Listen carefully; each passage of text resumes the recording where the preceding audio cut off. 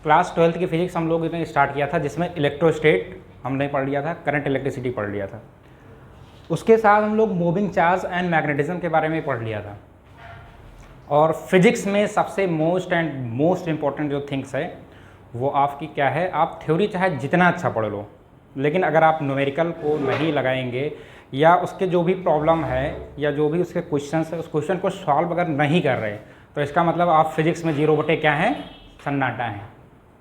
ठीक है, हर बच्चे की ये सबसे मेन कमजोरी क्या होती है कि वो साल 2 साल 3 साल 4 साल थ्योरी पढ़ता रहता है और बार बार एग्जाम देते रिपीटर बनता रहता है। ठीक है, तो अगर आपको रिपीटर नहीं बनना है तो कोशिश क्या करना है, कुछ भी हो आपको किसी भी हाल में कम से कम फिजिक्स के 20 क्वेश्चन तो रोज लगाने हैं। 20 क्वेश्चन क्या लगाने हैं, रोज लगाने। जैसे सपोज दैट आप इलेक्ट्रोस्टेट का इलेक्ट्रिक चार्ज एंड फील्ड का पहला चैप्टर लिया तो 20 क्वेश्चन या 10 क्वेश्चन ऐसा करिए कि एक टॉपिक का लगाया करिए, या अगर कोशिश करिए तो एक चैप्टर में से 20 क्वेश्चन अगर आप लगा रहे हैं तो मान लो 5 या 10 टॉपिक है, 10 टॉपिक है तो 2 क्वेश्चन लगाया करिए। इससे क्या होगा, चीज़ें आपकी भूलेंगी नहीं। ठीक है, अगर आपको रिपीटर बनना है तो आप खाली थ्योरी पढ़ते रहिए, और थ्योरी पढ़ते रहेंगे तो वही बार थ्योरी पढ़ते रहेंगे। जैसे कि हम लोग लाइब्रेरी में देखते रहते हैं कि मोस्ट ऑफ द बच्चा क्या होता है कि मॉड्यूल्स लेके खाली थ्योरी या जितने भी क्लासेस है वो ऑनलाइन वो सारे में क्या, सब में खाली थ्योरी पढ़ता चला जाता है। अब जो वहाँ पे टीचर क्वेश्चन करवाता है वो खाली उसी क्वेश्चन को देखता है, खाली क्या करता है, देखता है। तो हमारे देखने की कैपेसिटी जो होती है हमारे ब्रेन में वो ज़्यादा टाइम नहीं सस्टेन कर सकती है। जैसे हम किसी चीज़ को देखते हैं तो देखने के बाद क्या है, हमारा माइंड जो 100% हमारे मतलब वीडियो के सामने थोड़े ना कि 1 घंटा 2 घंटा 3 घंटा जो हम 100% अपना सब कुछ दे सकते हैं। इसलिए एक क्लास 2 क्लास बहुत आराम से बहुत अच्छे से देख सकते हैं, लेकिन 5 घंटे की क्लास जो ऑनलाइन है उसको आप एक साथ अगर कॉन्टीन्यूअस में देखेंगे और 5 दिन देखने के बाद 6वें दिन आप बोर हो जाएंगे।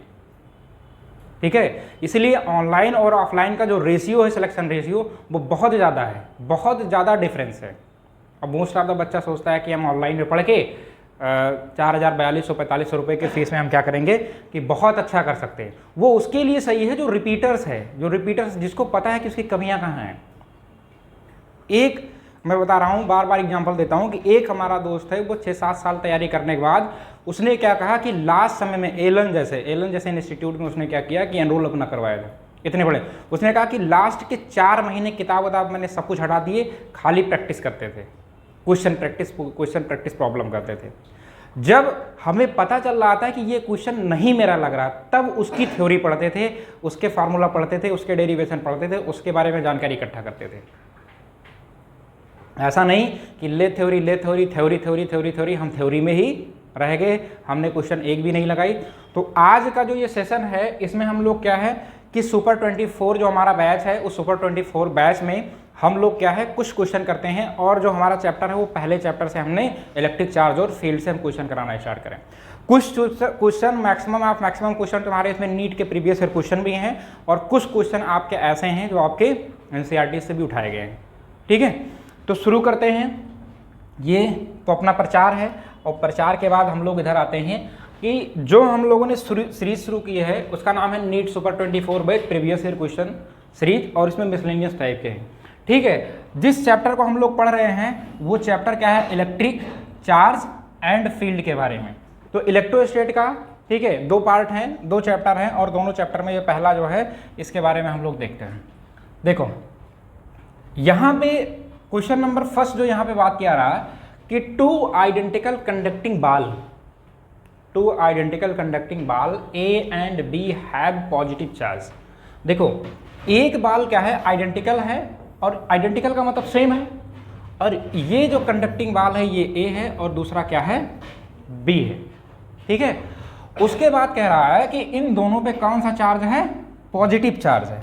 पेन को थोड़ा चेंज कर देते हैं। ठीक है, कैसा चार्ज है, पॉजिटिव चार्ज है, और चार्ज जो है ये Q1 है और क्या है, Q2 है respectively, and separated by the distance, but Q1 is not equal to Q2। It means अगर हम Q1 पे जो चार्ज है, ठीक है, ये A पे जो चार्ज है उस पर Q1 है, और जो B पे चार्ज है वो क्या है, Q2 है, लेकिन Q1 की वैल्यू Q2 के इक्वल नहीं है, यही तो हमसे कह रहा है।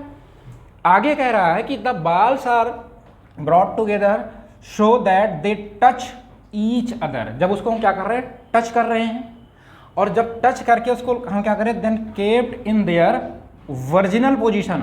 मतलब पहला कंडीशन ये बता रहा है कि ये डिस्टेंस क्या है, d है। तो पहले कंडीशन में यहां से लेके पहले देखो, क्वेश्चन जब तक आप पढ़ोगे नहीं, समझोगे नहीं, ना तो डायरेक्शन पता चलेगा, ना तो फार्मूला पता चलेगा, कुछ भी नहीं पता चलेगा। और क्वेश्चन देख के या तो छोड़ के चले आएंगे या तो तुक्का लगा के चले आएंगे। तो ये जो यहां से two identical conducting ball A ball B positive charge Q1 and Q2 respectively and are separated by distance, ये यहां तक की जो लाइन है, ये पहला स्टेटमेंट आपका बन रहा है। समझ में आया कि नहीं है? अब यहां पे कह रहा है the balls are the brought together so that they touch each other. अब इसको एक दूसरे के पास लाया जा रहा है। जब इसको एक दूसरे के पास लाया जा रहा है, उसके बाद इसको क्या किया जा रहा है, टच करा के, और फिर जितने डिस्टेंस पे था उतने डिस्टेंस पे फिर इसको क्या किया जा रहा है, रख दिया जा रहा है। समझ में आया कि नहीं आया? ठीक है। Touch each other kept in there the original position the force between them. तो फोर्स क्या हो जाएगा, यहां पे जो फोर्स लग रहा था वो फोर्स क्या था, F1 मान लो, और यहां पे फोर्स जो लग रहा था वो क्या है, F2 है। समझ में आ रहा है कि नहीं है? लेकिन अब बताओ, जब इसको यहां पे क्या किया जाएगा, टच करा दिया जाएगा। तो टच करा दिया जाएगा तो यहां पे चार्ज Q1 है, यहां पे चार्ज Q2 है, तो एवरेज चार्ज क्या आ जाएगा, Q1 plus Q2 divide by 2। मतलब इस वाले स्फेयर पे Q1 plus Q2 divide by 2 charge इस पे भी टच कराने के बाद, और इस पे भी हमारा क्या आ जाएगा, average charge Q1 plus Q2 divide by 2। बताओ ये चार्ज ये आएगा कि नहीं आएगा, दोनों स्फेयर पे चार्ज आएगा, तो फोर्स क्या हो गया, F2। क्लियर?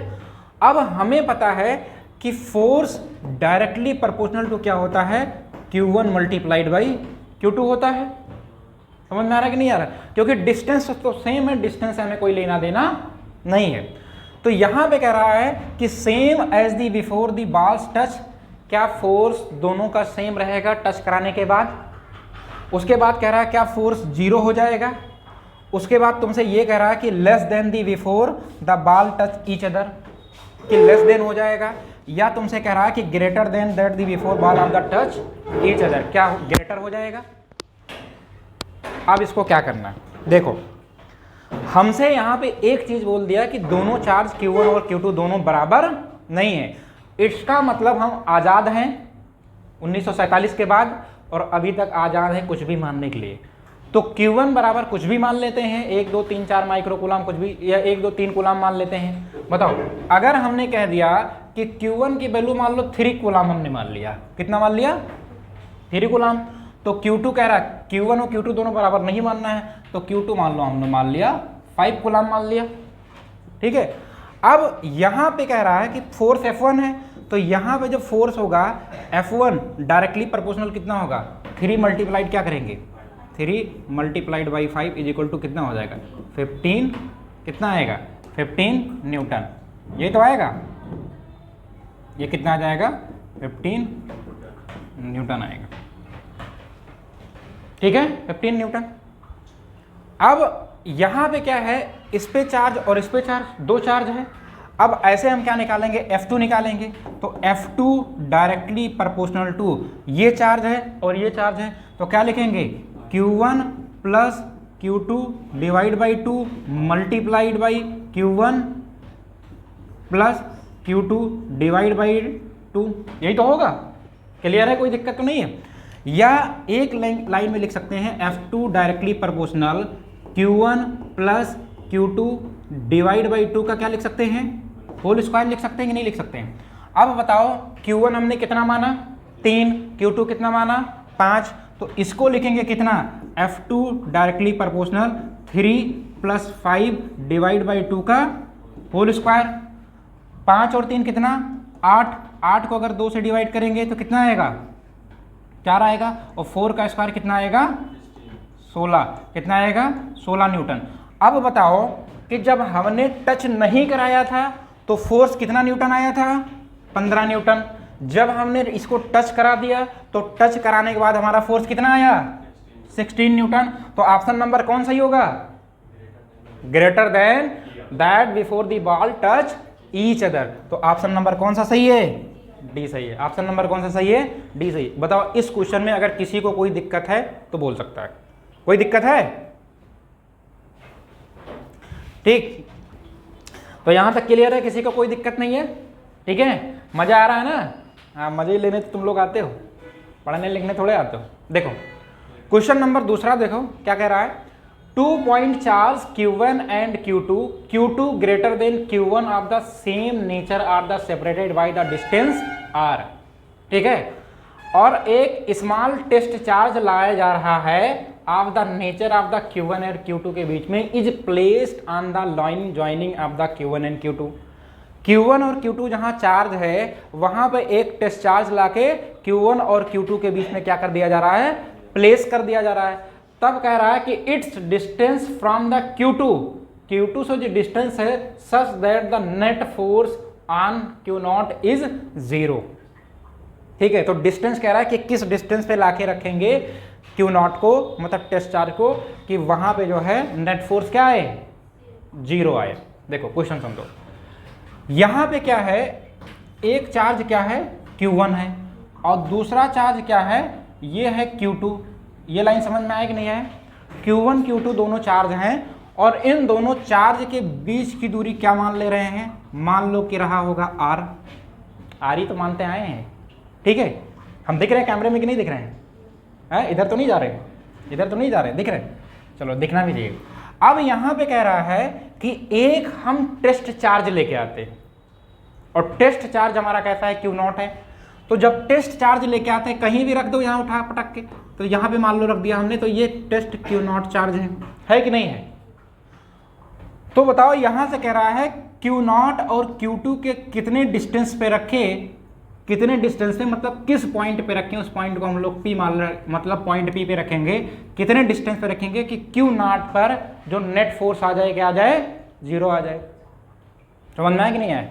तो ये वाली डिस्टेंस को अगर हम x मान ले, और तो ये पूरी डिस्टेंस तुम्हारी कितनी है? R है। तो ये वाली डिस्टेंस P से लेके ये मान लेते हैं A, ये क्या है? पॉइंट A, ये पॉइंट क्या है? B। तो बताओ A से लेके B तक पूरी डिस्टेंस कितनी है? R, और A से P की डिस्टेंस कितनी है? X। तो P से लेके B की डिस्टेंस कितनी होगी? है उल्टे बताओगे? R minus x. क्या हो जाएगा?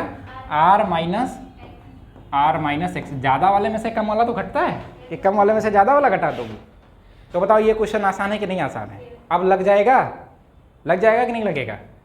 नेट फोर्स 0, इसका मतलब A और P के बीच में। ठीक है, तो इसके बीच में फोर्स क्या? इसका फोर्स मान लो F1, इसका फोर्स मान लो F2, किसी को F1 F2 किसी को मान लो। ठीक है, तो लिखेंगे पॉइंट A एंड P के बिटवीन में जो फोर्स होगा वो फोर्स कितना है? F1। तो यहाँ पे क्या लगाएंगे? F1 इज इक्वल टू, अगर दो चार्ज है तो इलेक्ट्रोस्टैटिक फोर्स लगाते हैं क्या? K, और यहाँ पे क्या हो जाएगा? Q1 multiplied by Q0 upon कितना हो जाएगा? x²। ठीक है, अब ऐसे लिखेंगे F2, तो F2 इज इक्वल टू क्या आ जाएगा यहाँ पे? ये F1, ये F2 लिख दिया ना। अगर ये डिस्टेंस लिखा तो F2 लिखा, इधर से कर रहे हैं तो ये F2 है।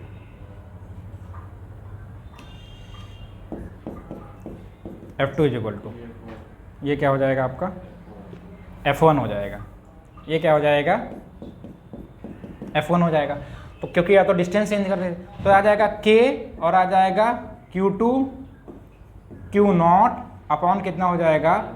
R माइनस एक्स का होल स्क्वायर।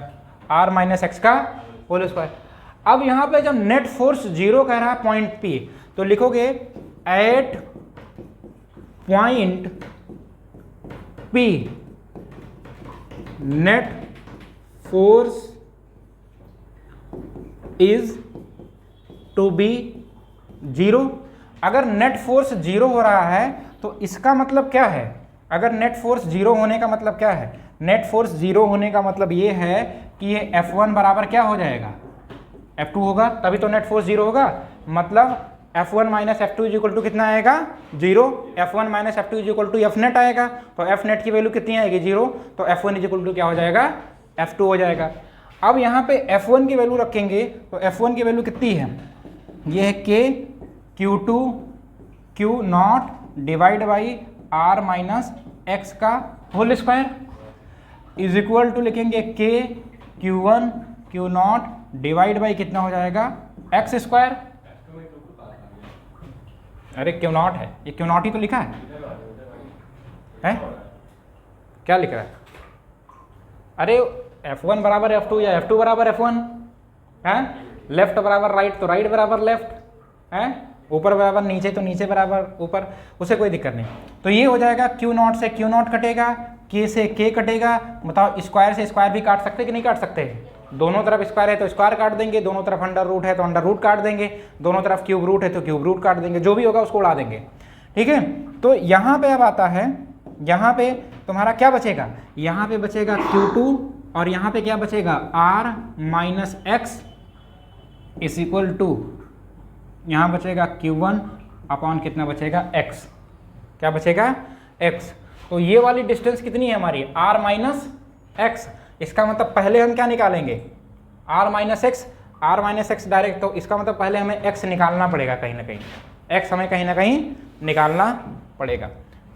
ठीक है, तो ये अगर हम इसका क्रॉस मल्टीप्लाई करेंगे, क्या करेंगे क्रॉस मल्टीप्लाई, तो क्रॉस मल्टीप्लाई करो तो आ जाएगा कितना Q2x इज इक्वल टू, ये आ जाएगा R minus x multiplied by Q1, ये आएगा। अब इसको मल्टीप्लाई करने के बाद इसको भी और थोड़ा एक्सपेंड करें तो Q2x इज इक्वल टू, ये आ जाएगा R Q1 minus x Q1। अब देखो x कॉमन हो जाएगा, क्या हो जाएगा x कॉमन हो जाएगा, तो इसको हम कहाँ लेके आएंगे, इधर लेके आएंगे, तो यहाँ पे लेके आएंगे तो ये हो जाएगा Q2x plus Q1x is equal to R Q1 होगा। अब दोनों में से x कॉमन ले सकते हैं कि नहीं ले सकते हैं? जब यहाँ से क्या करेंगे x कॉमन ले लेंगे तो ये कितना आ जाएगा Q1 प्लस क्या आ जाएगा Q2 इज इक्वल टू क्या आ जाएगा R Q1।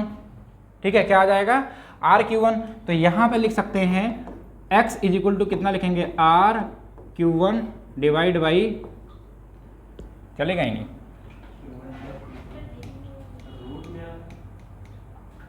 एक मिनट, ये हो जाएगा x इज इक्वल टू कितना हो जाएगा R Q1 divide by Q1 plus क्या हो जाएगा Q2। ये अभी हमारा क्या आया है x, जब यहाँ पे x आया है तो क्या निकालेंगे R माइनस एक्स, क्या सब रूट में आ रहा,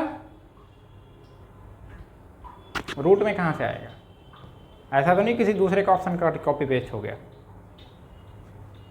ठीक है, कोई दिक्कत नहीं, पहले उसको निकाल लेते हैं। अब इसमें पेज ऐड कर लें, देखो या यहीं कहीं कर देते हैं, थोड़ा इसको छोटू कर देते हैं, पेज भी आ जाएगा ना।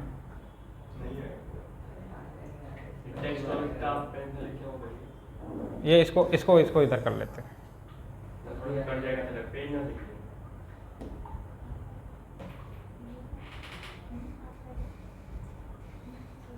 इधर कर दें, समझ जाओगे?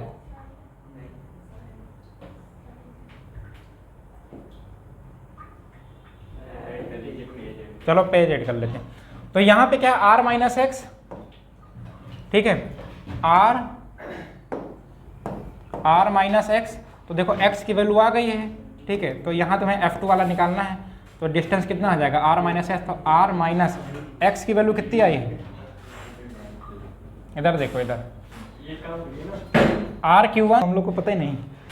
देखो अब यहाँ पे क्या है, क्या था R माइनस एक्स, तो R माइनस एक्स ये वैल्यू निकालनी थी, तो ये क्या है R माइनस, और ये x की वैल्यू रखेंगे तो कितना आएगा R, और ये आ जाएगा Q1 डिवाइड बाई कितना आ जाएगा Q1 प्लस Q2। ठीक है, Q1 प्लस Q2। देखो सभी को पता है कि R यहाँ से भी कॉमन है, तो जब यहाँ से R कॉमन ले लेंगे, तो R जब कॉमन ले लेंगे तो कितना आएगा 1 minus Q1 divide by Q1 plus Q2, यही तो होगा।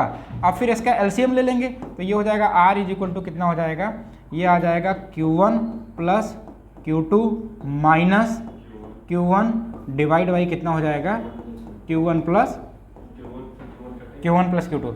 Q1 से Q1 कट जाएगा तो ये आ जाएगा तुम्हारा R और ये आ जाएगा तुम्हारा Q2 डिवाइड बाई कितना आ जाएगा Q1 प्लस Q2।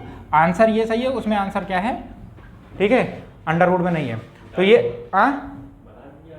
तो इसमें जो एक बार छोटू कर देते हैं। तो यहाँ पे देखो R Q2 plus Q1, R answer हमारा क्या है R Q2 upon Q1 plus Q1। तो R Q2 किस में है, देखो Q1 Q1 Q1 Q2 इसमें है, अच्छा D वाले में। तो यहाँ पे क्या हो जाएगा R और ये हो जाएगा Q2 डिवाइड बाई कितना हो जाएगा Q1 प्लस क्या हो जाएगा Q2। सभी को दिख रहा है ना, ये आंसर नीचे लिखा हुआ है, ये आंसर कहाँ लिखा हुआ है, नीचे लिखा हुआ है।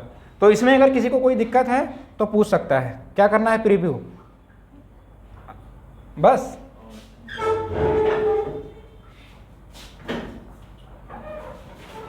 ठीक, अब दिख रहा है ना, ये 1 मिनट में हो जाएगा। क्या चीज, तो अच्छे से समझा दें, इतना अच्छे से समझा दें। लेकिन अगर इसी क्वेश्चन को अगर हमें लगाना हो तो हम तुम्हें ये नहीं बताएंगे, कुछ ऐसे स्टेप हैं जो ये सब हमने लिखा है, हम डायरेक्ट यहीं पे इक्वल कर देंगे और डायरेक्ट वहीं पे काट देंगे, हमें पता है कि आंसर क्या आ जाएगा। ये सब हमने क्या लिखा, एक स्क्वायर कटा, एक स्क्वायर कटा, एक लिखा, यहाँ लिखा, हम यही काट के इक्वल कर देते। लेकिन क्वेश्चन को समझाने के लिए ये सब पॉइंट हम क्यों लिख रहे हैं, क्योंकि क्वेश्चन के पैटर्न को समझो, ठीक है, क्वेश्चन के पैटर्न को समझो। अभी कुछ लोग ऐसे हैं कि छोटी छोटी चीजें नहीं समझ में आ रही है। इसमें कहने की मतलब नहीं है कि आप लोग को नहीं समझ में आ रहा है, क्योंकि नहीं पढ़ा है तो नहीं समझ में आ रहा है, अगर पढ़ोगे तो समझ में आएगा। तो इसीलिए क्या है, क्वेश्चन को ये नहीं देखना है कि क्वेश्चन सर 2 मिनट में सॉल्व हो रहा है, 5 मिनट में सॉल्व हो रहा है। अभी जितना मिनट लग रहा है उसको लगा दो, अभी जितना मिनट लग रहा है अभी उसको लगा दो। देखो नीट में 45 क्वेश्चन आपको अटेम्प्ट करने होते हैं, 5 क्वेश्चन आपका क्या होता है, क्या होता है, ऑप्शनल होता है। और 5 क्वेश्चन में 10 क्वेश्चन से लेके 5 क्वेश्चन ऐसे होते हैं कि आपको कह देता है ऐसे आओ टाइम फंसा के तुम निकल जाओ टाइम खत्म करके। समझ में आया कि नहीं आया। तो इसीलिए हमें बड़ी स्ट्रेटजी के साथ हम बार बार कहते हैं कि हमें देखना है कि हमारे लिए कौन सा क्वेश्चन सबसे बेहतरीन है, जो हमारे लिए बेहतरीन है, जो हमारे लिए सबसे अच्छा है, जिसको मैं कर सकता हूँ काफ़ी अच्छे समय में, काफ़ी कम समय में, समय को सेव करते हुए। क्योंकि हमें कितने क्वेश्चन, 180 क्वेश्चन करने 3 घंटे में, ठीक है। तो ऐसा नहीं कि ये क्वेश्चन क्या है लेंदी है, ये क्वेश्चन छोटा है, रियल में छोटा है, लेकिन इस क्वेश्चन को हमने क्या किया, एक्सपेंड करके चीज़ों को, देखो एक एक स्टेप हमने लिखा बताया है। तो इसमें बहुत ज़्यादा माइंड करने की जरूरत नहीं, सर इतना लंबा क्वेश्चन है कहाँ से आएगा आंसर, ऐसा कुछ नहीं है। सब क्वेश्चन ऐसे ही होते हैं, लेकिन अगर आपकी स्ट्रेटजी अच्छी होती है, अगर आप एक टीचर के पॉइंट ऑफ व्यू से सोचेंगे तो आपको क्या करना पड़ेगा, एक्सप्लेन करना ही पड़ेगा। अगर मैं यहाँ से सीधे यहीं से काट दूँ और यहीं दोनों इक्वल कर दूँ, ये सब हटा दूँ, तो धीरे धीरे क्या हो जाएगा, खत्म हो जाएगा। ये सब उठा उठा के r-x क्यों लिख रहे हैं, क्योंकि तुम्हें क्या लगे, समझ में आए कि हाँ कुछ समझ में आया, ठीक है। तो यहाँ पे किसी को दिक्कत है कुछ, अगले क्वेश्चन में चलें, आओ। क्या है, AC धीरे कर दे, बढ़ा दे, टेम्परेचर बढ़ा दे, ठीक है, ठीक ठीक, कोई बात नहीं। अब बताओ, ये क्वेश्चन छोटा है, लगाओ इसको, इसमें तो बहुत कम टाइम लगेगा, लेकिन इसको भी बताएंगे थोड़ा टाइम से, ठीक है। कह रहा आप proton and alpha particle are subjected to the same electric field, दोनों का इलेक्ट्रिक फील्ड क्या है, सेम है, लेकिन रेशियो ऑफ देयर एक्सेलरेशन पूछ रहा है, रेशियो ऑफ देयर एक्सेलरेशन। तो पहले बताओ प्रोटॉन पे कितना चार्ज, +1 चार्ज, और अल्फा पार्टिकल पे कितना चार्ज, +2 चार्ज, यही तो होता है। तो बताओ इलेक्ट्रिक फील्ड हमें पता है कि E इक्वल टू क्या होता है, सबको पता है E इक्वल टू क्या होता है, F/Q। अब ये बार बार बता रहे हैं, तो F इक्वल टू क्या हो जाएगा, EQ हो जाएगा। अब ये लाइन में डायरेक्ट लिख सकता था कि नहीं लिख सकता था, लेकिन मैं बता इसलिए रहा हूँ कि ताकि तुम लोगों को क्या हो, समझ में आए कहाँ से कहाँ आया, समझ में आया। F equal to E/Q। अब हमें पता है कि हमें एक्सेलरेशन निकालना है, जब एक्सेलरेशन निकालना है तो फोर्स इक्वल टू क्या होता है, मास इंटू, तो ये क्या हो जाएगा, mass into acceleration is equal to क्या हो जाएगा, E/Q, यही तो होगा। तो एक्सेलरेशन इज इक्वल टू कितना हो जाएगा, EQ डिवाइड बाई क्या आ जाएगा, M आ जाएगा। लेकिन प्रोटॉन यहाँ पर है प्रोटॉन और यहाँ पे अल्फा पार्टिकल है। प्रोटॉन और अल्फा पार्टिकल पर चार्ज दोनों पर क्या होता है? पॉजिटिव होता है, लेकिन क्या होता है, एक पे एक होता है मतलब, और दूसरे पे क्या होता है? 2। ठीक है, 2 इलेक्ट्रॉन 2 पॉजिटिव प्रोटॉन, मतलब उसके बाद subjected to the same electric field. Electric field दोनों को क्या है? सेम है। रेशियो देयर एक्सेलरेशन, अब बताओ दोनों का मास क्या होता है? प्रोटॉन का मास क्या है और जो तुम्हारा अल्फा पार्टिकल का जो मास होता है प्रोटॉन के कितने टाइम्स होता है? 4 गुना है हीलियम का। देखो हीलियम जो होता है, ठीक है, हीलियम का एटॉमिक नंबर कितना, मास कितना? 4। तो मास नंबर जो होता है वो किसके? ये अल्फा पार्टिकल के इक्वल होता है, समझ में? हीलियम का मास नंबर। और प्रोटॉन पे तुम्हारा मास कितना होता है? 2:1 क्या आएगा? 2:1। देखो आ गया आंसर, आ गया। अब किसी कैसे आ जाएगा, जिसका आ गया उसका सिलेक्शन। अब देखो यहाँ पे क्या है, हम लिखेंगे दोनों का क्या कह रहा है कि हमें किसका किसका रेशियो निकालना है? देयर एक्सेलरेशन, प्रोटॉन का। तो लिखेंगे acceleration proton divide by acceleration alpha particle, यही तो करेंगे। अब बताओ इलेक्ट्रिक फील्ड सेम है तो इलेक्ट्रिक फील्ड को रखेंगे। अब क्या लिखेंगे? चार्ज क्या लिखेंगे? प्रोटॉन। मास किसका? Proton divide by electric field. अब देखो चार्ज किसका? Alpha particle. मास किसका? Alpha particle. यही तो लिखेंगे। ये कटा कि नहीं कटा? अब इसको क्या करेंगे? पलटेंगे तो क्या लिखेंगे? कितना? QP divide by MP multiplied by, ये हो जाएगा M अल्फा डिवाइड बाई कितना हो जाएगा? Q alpha. ये कितना हो जाएगा? Q अल्फा, ठीक है, Q अल्फा। अब बताओ इस पे चार्ज कितना? 1। इस पे इसका मास कितना? MP हो जाएगा, तो अगर MP होगा तो 4MP हो जाएगा। नहीं, प्रोटॉन का अगर मास मानेंगे तो प्रोटॉन का मास कितना? अगर MP मान के करेंगे तो चलो MP कर लेंगे, MP। और ये कितना हो जाएगा? 4MP। और ये इसका चार्ज कितना होगा? 2, मतलब इसमें 1 और इसमें 2। देखो ये E से E कट जाएगा, MP से MP कट जाएगा, तो कितना आएगा? 4 डिवाइड बाई 2, इसका मतलब कितना? 2:1। तो ये सब चीज़, कुछ क्वेश्चन ऐसे होते हैं जो आपके बहुत आराम से लग जाएंगे, ठीक है, और कुछ क्वेश्चन ऐसे होंगे जो आपको क्या करना पड़ेगा कि उसमें थोड़ा मेहनत करना पड़ेगा। अब सारे क्वेश्चन थोड़े कठिन आते हैं, सारे क्वेश्चन अगर कठिन आने लगे तो अगले साल जो 21 लाख देते हैं उसका नंबर क्या हो जाएगा? डिक्रीज हो जाएगा। इसीलिए आता है जब कोई बच्चा 12th के बाद जाता है तो कहता है फिजिक्स में हम 10 क्वेश्चन लगा के आए हैं इस बार, पहली बार पहले अटैम्प्ट में आफ्टर 12th दे के आए हैं, और पहले अटैम्प्ट में हम 15 क्वेश्चन सॉल्व करके ले। तो 10 से 15 क्वेश्चन आपके ऐसे होते हैं जो बोर्ड से रिलेटेड ही होते हैं, मतलब बहुत हाई लेवल कोई नहीं है, ठीक है। लेकिन देखो एक ऐसा स्टेज होता है कि चाहे वो फिजिक्स हो, चाहे वो केम हो, केमिस्ट्री, चाहे वो आपका बायो हो, एग्जामिनर एग्जाम में पेपर को ऐसे ही सेट करता है कि इस 45 क्वेश्चन में 10 क्वेश्चन को हर कोई बच्चा कर ले जाए जो थोड़ा बहुत पढ़ा है। हर कोई का मतलब ये नहीं कि जो किताबें नहीं खोला वो 10 क्वेश्चन वो भी करके आएगा, जो थोड़ा बहुत अपने 12th को आराम से पढ़ा, बढ़िया से पढ़ा, तो वो बच्चा जो थोड़ा बहुत पढ़ा है 10 क्वेश्चन करके आएगा ताकि उसके नंबर आए कुछ। अब वो क्या करेगा, जब कुछ नंबर वगैरह आएंगे तो थोड़ा उसका माइंड क्या होगा? रिलैक्स होगा, अरे इस बार तो मैंने किया। अब जो बच्चा थोड़ा और ज़्यादा पढ़ा होगा उसके 20 सही होंगे फिजिक्स में, एक जो 3 साल से तैयारी कर रहा है उसके फिजिक्स में 20 नहीं सही हो रहे हैं। लेकिन इस एक बच्चा जो ऐसा है जो किसी अच्छे स्कूल से, अच्छे कॉलेज से या अपनी मेहनत से उसने पढ़ाई की है, उसके पहले अटैम्प्ट में बिना किसी कोचिंग, बिना किसी टीचर के, खाली जो क्लास में उसको पढ़ाएगा उसके 20 क्वेश्चन सही हो जाते। समझ में है कि नहीं है? तो वो बच्चा क्या कहता है, अब तो हम मार ले गए, हम तो उड़ा दिए फिजिक्स। ऐसे केमिस्ट्री में, ऐसे बायो में एग्जामिनर जो है इस 45 क्वेश्चन, 50 क्वेश्चन बनाता है, 45 में अटेम्प्ट करना होता है, 45 में से 10 से लेके 15 क्वेश्चन ऐसा होता है कि वो बच्चा अगर सही से अगर एकेडमिक क्लास की तैयारी किया है तो 10 से 15 क्वेश्चन आराम से अटेम्प्ट करके चला आएगा। उसके बाद शुरू होती है आपकी सिलेक्शन वाली, ठीक है। इसके बाद ये होता है सबसे तुम्हारा लोअर, क्या होता है? लोअर। फिर होता है तुम्हारा मीडियम, एवरेज होता है, एवरेज के बाद मीडियम, और मीडियम जब आप क्रॉस करते हैं तब आपका सिलेक्शन रीजन आता है, ठीक है। सिलेक्शन जोन तभी आता है जब आप मीडियम वाले, एवरेज से फिर मीडियम, फिर उसके बाद आप क्रॉस करते हैं तब आपका सिलेक्शन वाले कैटेगरी में आते हैं। नहीं तो सब वही रह जाते हैं 500, 520, 530, 540, 500, 550, 550 पर पहुँचना। क्या 550 पर पहुँचने का मतलब है कि आप जो है एवरेज को भी क्या कर गए? क्रॉस कर गए। एवरेज बच्चा जो है उसको भी आप क्या कर रहे हैं? क्रॉस करके जा रहे हैं, ठीक है। जब देखो कट ऑफ जब जाती है, इसका मतलब जब तो आपका 600 नंबर होता है तो आपके माइंड में होता है कि हाँ चलो कुछ अब उम्मीद दिख रही है, और अब क्या है, अब 600 भी क्या है, बाउंड्री लाइन 600 प्लस आप रही है, समझ में है कि नहीं है? तो इसीलिए क्या है, 20-21 लाख बच्चा जो होता है उसमें से सिलेक्शन रेशियो क्या है भाई, 1-2%, 1-2% क्या और कम, ठीक है। तो इसीलिए हमें क्या देखना है कि हमें बच्चा बन के नहीं, हमें मास्टर साहब बन के पढ़ाई करनी है कि अगर सपोज दैट अगर आपको पढ़ाना हो तो आप उस क्वेश्चन को बहुत बेहतरीन तरीके से समझा सको, ठीक है। जब आप क्वेश्चन को अच्छे तरीके से समझे रहेंगे, क्वेश्चन को अच्छी तरह से लगाए रहेंगे, तभी आप अच्छे तरीके से क्या करेंगे, बता सकते हैं। टाइम हो रहा है बहुत ज़्यादा, क्योंकि अभी क्वेश्चन हुआ 3, तो आगे बढ़ते हैं हम लोग फ्री। ये क्वेश्चन है 2019 नीट का क्वेश्चन, हाँ रटा हुआ है ना ये क्वेश्चन हमने कई बार करवाया है। अब ये क्वेश्चन क्या है, जिस बच्चे को रट गया है इस टाइप के पैटर्न को रटा लेगा।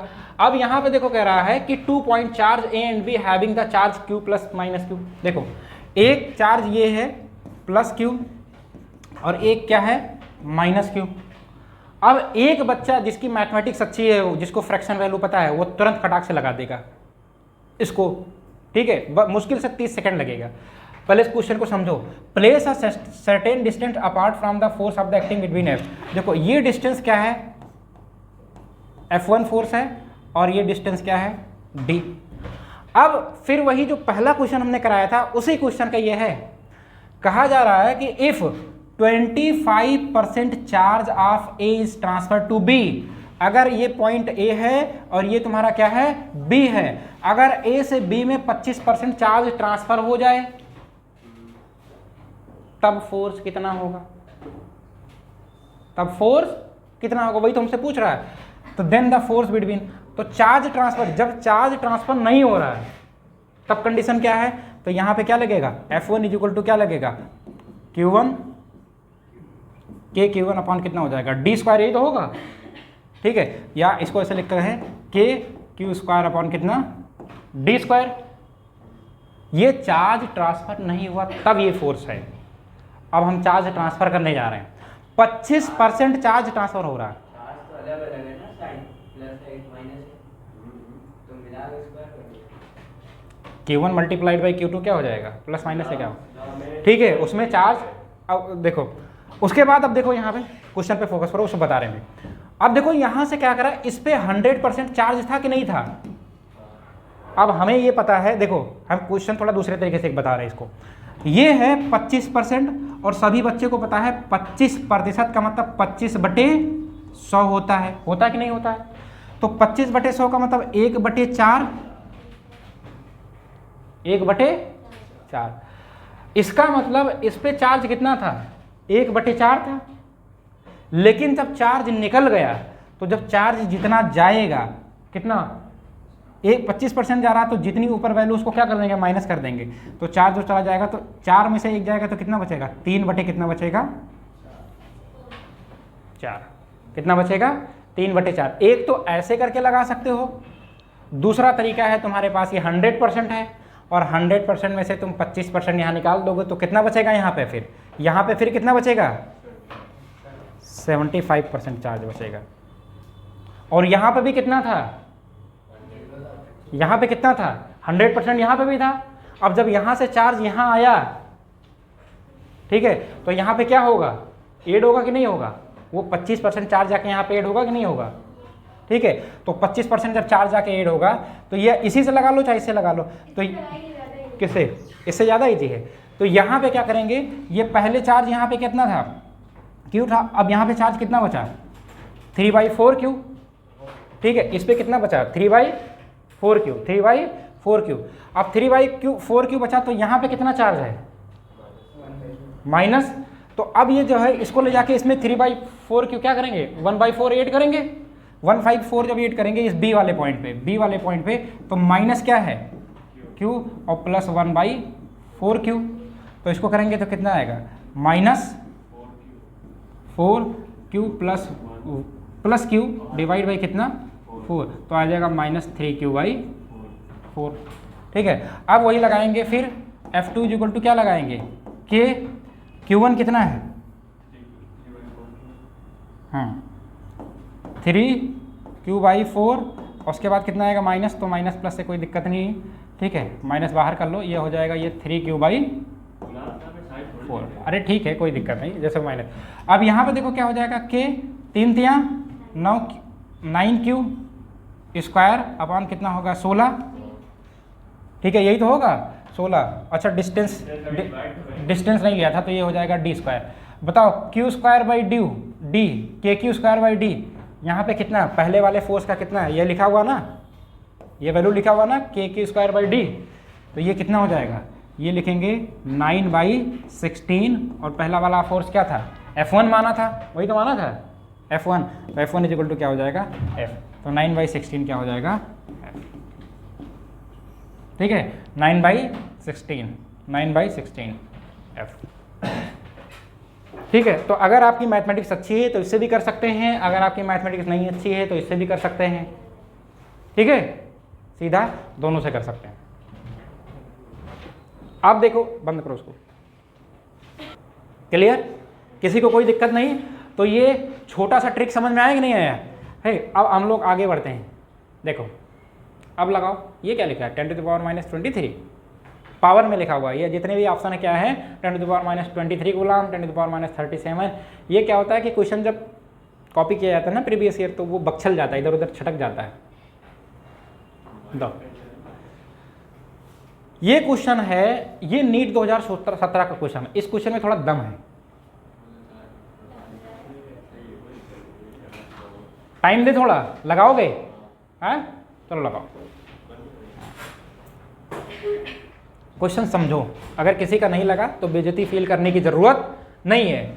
यहां पे कह रहा है suppose the charge of the proton and electron differ slightly, one of them is -e and other is a E + delta A if the resultant of electrostatic force of the gravitational between the two hydrogen। कितने atom हैं? 2 hydrogen atom है, place distance d, ठीक है, apart of the zero. पहले इतना समझो कि resultant force कितना, रिजल्टेंट चार्ज कितना आएगा, रिजल्टेंट चार्ज कितना आएगा, किसका किसका चार्ज, प्रोटॉन का और इलेक्ट्रॉन का। तो इलेक्ट्रॉन प्लस प्रोटॉन का चार्ज, तो इलेक्ट्रॉन का कितना -e और प्रोटॉन का कितना है E + डेल्टा, यही तो है। बताओ ये कट गया, इसका मतलब रिजल्टेंट मतलब नेट चार्ज कितना आया, डेल्टा E आया दोनों हाइड्रोजन एटम के लिए। अब बताओ यहाँ पे फोर्स ऑफ इलेक्ट्रोस्टैटिक फोर्स क्या लगेगा, F = क्या K। अब दोनों हाइड्रोजन एटम के लिए दोनों पे चार्ज कितना है, ये आएगा डेल्टा E का होल स्क्वायर डिवाइड बाई क्या डिस्टेंस d है, तो क्या आएगा d स्क्वायर, आएगा कि नहीं आएगा। अब ग्रेविटेशनल फोर्स लगाएंगे तो Fg = क्या आएगा g।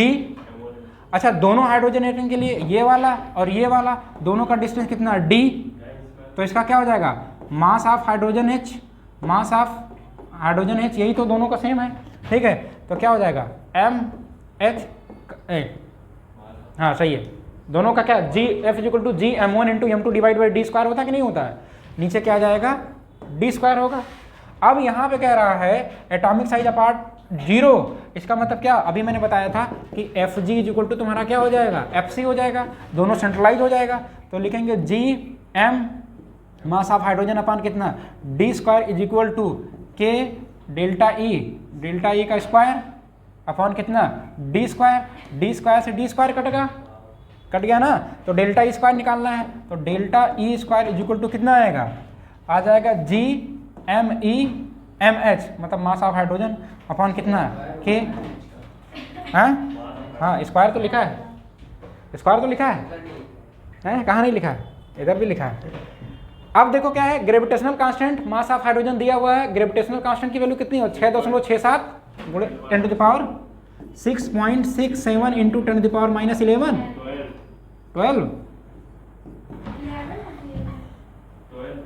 अब देखो उसके बाद 1.67 × 10⁻27 और डिवाइड बाई यहाँ पे कितना है, क्या कर रहे हो तुम, चलो हाँ 11 ही होती है। अब उसके बाद ये k की वैल्यू कितनी होती है 9 × 10⁻9, यही तो होती है 9 × 10⁻9। देखो 27 और 11 कितना, सब कुछ कट ही रहा है, इसका मतलब पावर में आ रहा तो सब कुछ कट रहा है। 27 और 11 कितना हो जाएगा, हैं हाँ स्क्वायर भी है ये, समझ में है कि नहीं है? तो 27 गुना 54 माइनस 54 और माइनस 11 कितना हो जाएगा 65। ऊपर जाएगा ये 9, हाँ ये माइनस नीचे जाएगा ऊपर, 10 to the power 9 ये कहाँ पे? 10 to the power ऊपर जाएगा 9, तो वो भी माइनस हो जाएगा, वो भी माइनस हो जाएगा। माइनस 27 होता है ना वो। हाँ ये वाला कह रहे हैं। एक मिनट, कहाँ पे कह रहे हो तुम? अरे सही कुछ सब कुछ सही सही है ना, ये वाला कह रहे हो? तो पहले इसको तो जोड़ने दो। तो ये कितना हो जाएगा 5, ये हो जाएगा 65 और 65 में फिर 9 जुड़ जाएगा तो कितना आ जाएगा 55 और प्लस इसमें माइनस 9 जुड़ जाएगा तो कितना हो जाएगा? हाँ 74 आ जाएगा। बताओ ये स्क्वायर में है सब कुछ, इसका मतलब कट रहा, खाली पावर ही आ रहा है। ठीक है, तो delta E square is equal to कितना आएगा 10 to the power माइनस 74। अब अगर ये लिखा हुआ है तो ये आ जाएगा delta E is equal to 74 को अंडर रूट में क्या लिखेंगे 10 to the power minus 34 multiplied by 10 to the power minus 34। जब कोई दो चीज अंडर रूट में सेम होती है 32। अच्छा इसका मतलब सॉल्व करना पड़ेगा, उसको सॉल्व करना पड़ेगा, कुछ वैल्यू आएगी।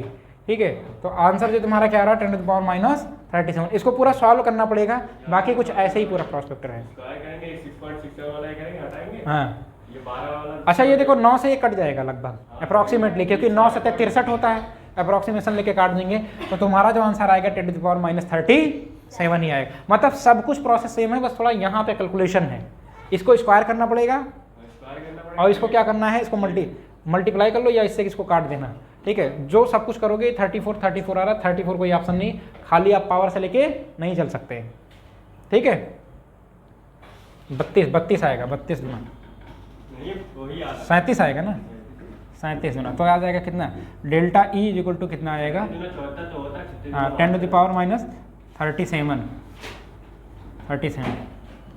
कितना आएगा 10 to the power माइनस 37। ठीक है, क्लियर आ गया? ठीक, किसी को कोई यहाँ दिक्कत है? कुछ दिक्कत हो तो पूछ सकता है एक बार कि सर यहाँ नहीं समझ में आया, ऐसे नहीं समझ में आया। क्वेश्चन नंबर अभी 5 तक पहुँच पाए हैं, है ना? क्वेश्चन थोड़ा है अच्छा ना, छोटे छोटे भी क्वेश्चन लाएंगे बीच में, लेकिन अभी थोड़ा चलते हैं। तो ये नीट 2017 में ये क्वेश्चन तुम्हारा पूछा गया। इस क्वेश्चन में पूरा कहीं नहीं था, जो कुछ था बस यही था, थोड़ा कैलकुलेशन था। ठीक है, लेकिन अगर हम पावर का देखते तो पावर का करके, क्योंकि 34 37 हमारा आ जाएगा। फिर यहाँ पे आगे हम लोग देखते हैं, देखो ये क्वेश्चन बहुत सस्ता है। ठीक है, रस्ते का माल सस्ते में। If a body is a charge by the rubbing its weight, क्या होगा? Remain precisely constant, increase slightly, decrease slightly, may increase slightly और मे डिक्रीज स्लाइटली। देखो अगर चार्ज पॉजिटिव होगा तो क्या होगा? प्रोटॉन होगा, तो प्रोटॉन का मास क्या होता है? ज़्यादा होता है। अगर चार्ज नेगेटिव होगा तो इलेक्ट्रॉन क्या होगा? नेगेटिव। ठीक है, और इलेक्ट्रॉन का मास प्रोटॉन के अपेक्षा क्या होता है? कम होता है। तो जब पॉजिटिव चार्ज होगा तो इंक्रीज होगा, नेगेटिव चार्ज होगा तो डिक्रीज। मतलब कह सकते हैं हो सकता है दोनों, स्लाइटली इंक्रीज भी हो सकता है, स्लाइटली डिक्रीज। तो बीच बीच में ऐसे चुन्ने क्वेश्चन तुम्हारे पास आ भी जाएंगे उसमें भी, और तुम देख के लाल टमाटर की तरह फूट जाओगे। ठीक है, उसके बाद कहोगे अरे सर आज तो मैं पूरा लगा के आया हूँ। ठीक, अब आओ इसमें दिया था तो लगा के दिखाओ जरा। देखो लिखा है 4 charge equal to minus Q are place at the 4 corner of the, minus Q नहीं, of the square of the charge of the Q is that is a centre, Q centre में। If the system is a equilibrium the value of Q. अगर तुम्हें अपना खुद से लगाना है तो एक बार ट्राई कर सकते हो, अगर नहीं लगाना तो मैं लगाऊंगा। लगाओगे? इस क्वेश्चन में हमसे कह रहा है कि 4 चार्ज हैं और चारों चार्ज कैसे हैं? इक्वल हैं, प्लेस एट द 4 कॉर्नर, और ये कैसा स्क्वायर है? तो ये बनाओ पहले स्क्वायर, और ये चारों चार्ज हैं। ये क्या है? क्यू। ये क्या है? क्यू तो होगा ही, ये भी क्यू होगा, और ये भी क्या होगा? क्यू होगा। A charge Q is at its centre. ये जो छोटू वाला क्यू है, ये छोटू क्यू कहाँ पर है? सेंटर में है ना, सेंटर में। उसके बाद कह रहा था सिस्टम इज इक्विलिब्रियम। अगर सिस्टम को इक्विलिब्रियम में कर दिया जाए, अगर सिस्टम को थोड़ा इक्विलिब्रियम में कर दिया जाए तो उसके बाद कह रहा है कि ये जो चार्ज वैल्यू क्यू है, इस क्यू की वैल्यू कितनी आ जाएगी बताओ। अगर ये चार्ज यहाँ पर है तो ये क्या है ए, ये क्या है बी, ये क्या है सी, ये क्या है डी, और सेंटर को मान लो ओ है। बताओ इस चार्ज की वजह से फोर्स कहाँ लगेगा, ऐसे जाएगा। इस चार्ज की वजह से फोर्स कैसे जाएगा, ऐसे जाएगा कि नहीं जाएगा। और बताओ यहाँ पे क्या है, ये मिला लेते। बताओ यहाँ पे फोर्स आ जाएगा एफ ए और ये आ जाएगा एफ सी, आएगा कि नहीं आएगा, एफ ए और एफ सी। और एफ ए और एफ सी का रिजल्टेंट निकालेंगे तो क्या निकल के आएगा, F A C. F A सी ये कहाँ लगेगा, आउटवर्ड जा रहा है रिजल्टेंट। लेकिन एक फोर्स इक्विलिब्रियम कंडीशन करने के लिए अगर बी पॉइंट को इक्विलिब्रियम कंडीशन करेंगे तो इसका मतलब इधर भी तो एक फोर्स लगेगा और इधर फोर्स क्या लगेगा, एफ ओ ओ ओ ओ। इक्विलिब्रियम, इक्विलिब्रियम का मतलब है बैलेंस करेंगे, बराबर करेंगे, इक्विलिब्रियम कंडीशन पे लेके आएंगे, ठीक है। तो यहाँ पे ये वाला फोर्स इस वाले फोर्स का क्या हो जाएगा, इक्वल होगा कि नहीं होगा। तो आपका क्या करना है, बस कुछ नहीं करना, ये दो पॉइंट पे क्या निकालना है, एफ ए निकालना है, इस दो पॉइंट से क्या निकालना है, एफ सी निकालना है, एफ ए और एफ सी जो आएगा उसका रिजल्टेंट निकाल लेंगे। कहाँ पे लगेगा, कौन सा कह रहे हो, किस पे, जो एफसी निकाले हैं, हाँ एफसी में निकालेंगे तो बी की वजह से फोर्स इधर लगेगा और सी की वजह से ऊपर लगेगा। बी की वजह से कहाँ लगेगा, नीचे। तो बी क्यों निकाल रहे हैं, तो सी और बी के बीच में निकाल रहे हैं ना, कि डायरेक्ट हम सी का निकाल रहे हैं। किसका, सी और बी का निकाल रहे हैं, सी और बी का। तो इसका रिजल्टेंट फोर्स क्या निकालेंगे, एफ सी निकलेगा, और ए और बी का निकालेंगे तो एफ ए निकलेगा डायरेक्शन।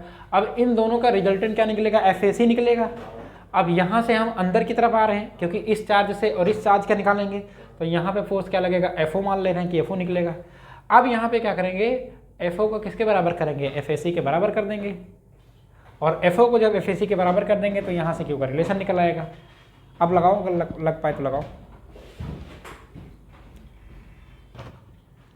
इसमें क्या है, ये जो डायग्राम बना हुआ है इसमें पहली बात तो ये स्क्वायर है, तो स्क्वायर की चारों साइडें क्या होती हैं, इक्वल होती हैं। तो देखो थोड़ा समझाएंगे इसको, थोड़ा टाइम लगेगा। ये स्क्वायर की चारों साइड इक्वल होती है, तो इक्वल जब स्क्वायर की चारों साइडें होती हैं तो ये आपका क्या हो जाएगा, ए हो जाएगा, और ये भी आपका क्या हो जाएगा, ए हो जाएगा।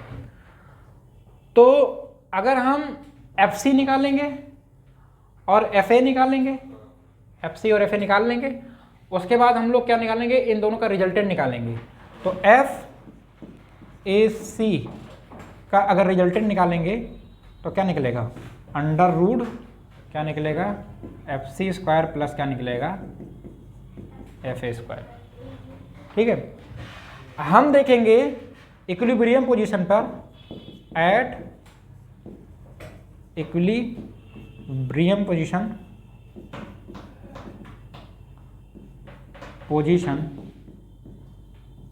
पॉइंट बी फोर्स क्या लगेगा, away from the centre. Centre से कहाँ लग रहा है, सेंटर से बताओ, अवे लग रहा है, दूर की तरफ लग रहा है कि नहीं लग रहा है, अवे फ्रॉम द सेंटर। तो अवे फ्रॉम सेंटर क्या लग रहा है, लग रहा है F A C plus F D, यही तो लग रहा है। अब आते हैं हम लोग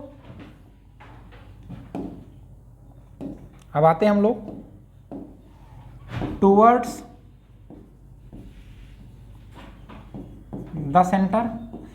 टूवर्ड द सेंटर क्या लग रहा है, कौन सा फोर्स लग रहा है, एफओ लग रहा है। क्या लग रहा है, एफओ लग रहा है। तो बताओ इस एफओ फोर्स निकालने के लिए, क्योंकि दो चार्ज है, तो बताओ ये डिस्टेंस हमें निकालना पड़ेगा कि नहीं निकालना पड़ेगा डिस्टेंस। इसकी डिस्टेंस तो हमें पता है, ये ए पता है, ये भी ए है, ये भी ए, सब पता है ना। तो हमें इसका डिस्टेंस निकालने के लिए बताओ, अगर कोई भी स्क्वायर होता है तो ये क्या है, ए, तो ए स्क्वायर प्लस ए स्क्वायर कितना आता है, 2a स्क्वायर आता है, और 2a स्क्वायर का पूरी डायगोनल कितनी आ जाएगी, मतलब ये db क्या है, डायगोनल है, डायगोनल कितनी आ जाएगी बताओ? a√2 ही तो आएगा। डायगोनल कितना आएगा? a√2। किसी को अगर ना समझ में आए तो पूछ लेगा कि कैसे आएगा, बाद में भी पूछ सकता है। a√2 आएगा। देखो a square plus a square कितना होगा? अंडर रूट में 2a square, under root 2a square. तो a स्क्वायर से क्या अंडर रूट में से a बाहर निकल जाएगा और अंडर रूट वहीं पे फंसा रहेगा। अब बताओ ये पूरी जो डिस्टेंस है ये कितनी है तुम्हारी? a√2 है। लेकिन इस सेंटर से ये वैल्यू कितनी आ जाएगी? a√2 को फिर से 2 से डिवाइड करेंगे तो कितना आएगा? a/√2। बस यही सुनना था, a/√2 ये और a/√2 ये। इसमें थोड़ा क्या है, ये मेहनत वाला क्वेश्चन है। अब a√2 दोनों हो गया, ठीक है, क्लियर। तो यहाँ पे सेंटर की तरफ फोर्स क्या लगेगा? FO = लिखेंगे K और क्या आ जाएगा? Q अपॉन कितना आएगा? a√2 का होल स्क्वायर। ये समझ में आया कि नहीं है?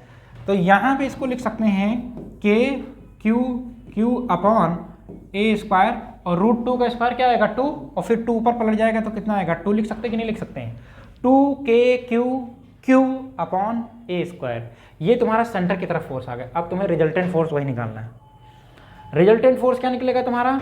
FAC अंडर रूट ये निकालेंगे, उसके बाद दोनों फोर्स जब जोड़ देंगे तो ये तुम्हारा आ जाएगा आउटवर्ड की तरफ फोर्स आ जाएगा, ठीक है, आउटवर्ड मतलब बाहर की तरफ। बताओ FAC कैसे निकलेगा? FAC निकालने के लिए पहले हम FC square plus FA square पहले ये निकालेंगे, तो निकालेंगे FAC = अंडर रूट, ये दोनों फोर्स क्या है? ये स्क्वायर है, दोनों फोर्स क्या है? इक्वल है। तो एक कोई फोर्स ले लो क्योंकि दोनों का मैग्नीट्यूड क्या आएगा? सेम आएगा। चलो एक ही ले लेते हैं, तो आ जाएगा K और आ जाएगा Q स्क्वायर, ठीक है, अपॉन कितना आ जाएगा? a स्क्वायर ही तो आएगा और उसका भी क्या आएगा? और प्लस वही आएगा Q square upon a square का, ठीक है। अब ये कुल मिला के कितना आएगा? 2 में आएगा। तो इसको हम क्या लिख सकते हैं? अंडर रूट ये लिखेंगे कुल मिला के 2, लिखेंगे Q square upon a square का होल स्क्वायर। समझ में आ रहा है कि नहीं आ रहा? ये देखो ये पूरी वैल्यू बाहर आ जाएगी एक बार, तो ये आएगा अंडर रूट में, तो ये तुम्हारा आएगा अंडर रूट 2 और ये तुम्हारा आएगा Q square upon d square, ठीक है, ये आया। अब इसको क्या करते हैं? प्रीव्यू करते हैं, ठीक है। अब हम लोग थोड़ा आगे बढ़ते हैं। हाँ चलो कोई बात नहीं, अब ये आ गया। अब यहाँ पे हम लोगों ने क्या कहा कि आउटवर्ड जब देखते हैं तो ये हमारा FAC आया। जब FAC आया उसके बाद हम FD निकालेंगे, F से लेके D तक। ये देखो F से लेके D तक जब हम फोर्स निकालेंगे तो ये वाला चार्ज और ये वाला चार्ज लेंगे कि नहीं लेंगे? और ये वाला चार्ज और ये वाला चार्ज लेंगे तो पूरी डिस्टेंस क्या लेंगे?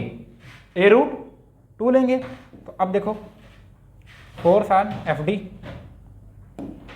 FD का जब फोर्स निकालेंगे तो कितना आएगा? K और Q स्क्वायर अपॉन क्या आएगा? a√2 का होल स्क्वायर। तो a√2 का होल स्क्वायर, इसका मतलब क्या आएगा? Q square upon a square 2a square, √2 का ये तो आएगा। तुम्हारा ये FD आया। अच्छा सब पेन एक ही सिलेक्ट है, ये देखो FD और FAC इन दोनों को जोड़ेंगे तो आएगा FAC प्लस FD = क्या आएगा? FO आएगा, यही तो आएगा। तो FAC की वैल्यू कितनी आई बताओ? Under root 2 KQ square upon a square और FD कितना आया? KQ square upon 2a square = FO कितना आया? FO कहाँ निकाला था? वो 2KQ अपॉन कितना? a square. देखो a स्क्वायर a स्क्वायर इधर, a स्क्वायर इधर, a स्क्वायर इधर। अब कुछ बच्चे इसको जोड़ के लासा मासा लेने लगेंगे तो बहुत टाइम और हो जाएगा, ठीक है। तो सब जगह स्क्वायर कट गया। के क्यू स्क्वायर से स्क्वायर स्क्वायर ये कट गया। समझ में आया कि नहीं आया? अब बताओ कुछ और काट दें? अब थोड़ा और सॉल्व कर लेते हैं, नहीं तो काटेंगे ज़्यादा तो और कट जाएगा कुछ। तो आ जाएगा under root 2 capital Q divide by नीचे कितना आएगा? कुछ नहीं आएगा, 1 आएगा। और नीचे ये कितना आएगा तुम्हारा q डिवाइड बाई कितना आएगा? 2 आएगा। यही तो आएगा। इज इक्वल टू इधर तुम्हारा क्या आएगा? 2q डिवाइड बाई कितना आएगा? 1। कुछ बचेगा ही नहीं। तुम्हें निकालना क्या था? स्मॉल छोटा क्यू निकला था, बताओ छोटा क्यू निकल जाएगा कि नहीं निकल जाएगा? तो इसको क्या करते हैं कि ये q को यहीं पे क्या करते हैं? रोक लेते हैं और यहाँ पे q कॉमन ले लेते हैं। तो दोनों में q जब कॉमन ले लेंगे तो कितना आएगा? Under root 2 plus 1/2 is equal to 2q। अब इसको q इज इक्वल टू क्या लिख सकते हैं? इस 2 से सभी में डिवाइड कर देंगे तो कितना आएगा? q/2 और आ जाएगा अंडर रूट 2 प्लस 1/2। यही तुम्हारा क्या हो गया? कूलम्ब। क्योंकि चार्ज ही तो निकालना था। समझ में आया कि नहीं आया? तो q/2 अंडर रूट 2 प्लस 1/2। इसको हम प्रीव्यू करते हैं, थोड़ा आंसर देखते हैं। कहीं है आंसर? ये डी वाला ऑप्शन है। ऑप्शन नंबर क्या है? डी। अरे इसको सॉल्व करोगे तो क्या आएगा? नहीं, ये वाला आएगा, ये वाला बी आएगा। बी 1 मिनट बता रहा हूँ, बी आएगा, बी आएगा, बी। थोड़ा सॉल्व कर रहे हैं अभी आगे। और देखो ये जो ऑप्शन नंबर आपका 1/2 हाँ। 1/2 कॉमन नंबर नहीं है। ये देखो ऑप्शन नंबर जो ये है q/2 तो है, रूट 2 प्लस ये है। लेकिन जब इसको थोड़ा और सॉल्व करेंगे, अरे कहाँ जा रहे हैं, जा कहाँ रहे? इसको पेन सेलेक्ट कर रहे हैं। आज हैंग करेगा क्या? हो गया। देखो यहाँ पे ये q इज इक्वल टू, तो ये q बाई कितना? 2। अब एलसीएम ले लेंगे तो 2 और ये कितना आएगा? 2√2 प्लस 1। ठीक है। अब ये नीचे मल्टीप्लाई होगा तो ये हो जाएगा कैपिटल क्यू, बड़का क्यू।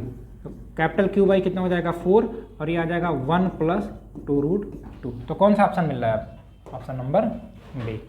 ठीक है, क्लियर? तो आज यहीं तक। क्वेश्चन नंबर 8 देखो। ठीक है, क्वेश्चन नंबर 8 हमसे कह रहा है 2 equal point charge each of 3 microcoulombs, each of 3 microcoulombs are separated by certain distance in a meter if they are located at I plus, if they are located at I plus j plus k and 2I plus 3j minus k, then the electrostatic force between them। ये question किसी को समझ में आ रहा है कि नहीं आ रहा? स्क्वायर वेक्टर लगेगा कि नहीं लगेगा? ये लगेगा कि नहीं लगेगा? हैं? लगेगा? चलो ठीक है, देखो थोड़ा और आगे बैठो, आगे बैठो थोड़ा। 9 × 10 प्लस जे प्लस के। और दूसरा क्या है? R2 है।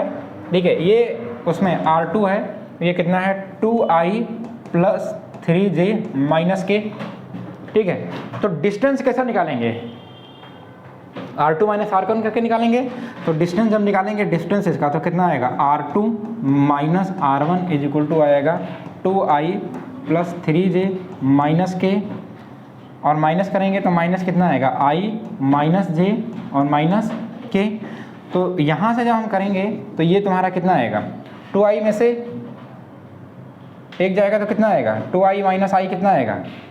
प्लस I आएगा। और 3 माइनस j कितना आएगा? प्लस का 2j आएगा ना। और माइनस के कितना होगा? माइनस 2 क्या आएगा? ये d आ गया। अब तीनों डायरेक्शन में है तो इसका हम क्या निकालेंगे? मैग्नीट्यूड निकालेंगे। तो मैग्नीट्यूड निकालने के लिए क्या करेंगे? d इज इक्वल टू कितना आ जाएगा? अंडर रूट, ये इसका मैग्नीट्यूड कितना I का? 1 है, तो कितना आएगा? 1 का स्क्वायर, और ये कितना है? 2 का स्क्वायर, और ये कितना होगा?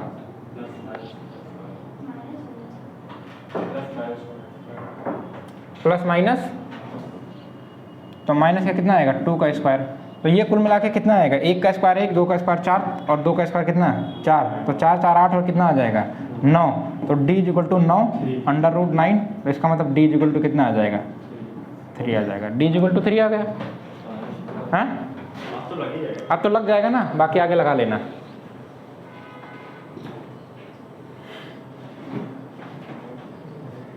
ऑप्शन गलत है, ऑप्शन ठीक है। तो इसमें तुम्हारा क्या है, ऑप्शन थोड़ा रॉन्ग है, ऑप्शन को सही कर लो। देखो ऑप्शन हमें क्या देखना है, ऐसे क्वेश्चन में बहुत मजा आता है बोनस नंबर लेने के लिए, 4 नंबर फ्री का, ठीक है, तुक्का लगा के। तो ऐसे क्वेश्चन में कोई दिक्कत नहीं है। अगर यहाँ पे +3 लेंगे तो ये -3 एक ले लेंगे, मैग्नीट्यूड 9 × 10⁻³ न्यूटन फोर्स लगेगा। इसमें किसी को कोई दिक्कत है? बताओ क्या दिक्कत है तुम्हें, कहाँ नहीं समझ में आया, बोलो बोलो। क्वेश्चन नंबर 9 है कि a liquid drop having 6 excess electron is kept stationary under a uniform field, electric field of the 25.5 kilovolt per metre. The density of the liquid is 1.26 × 10⁻³ kilogram per metre cube.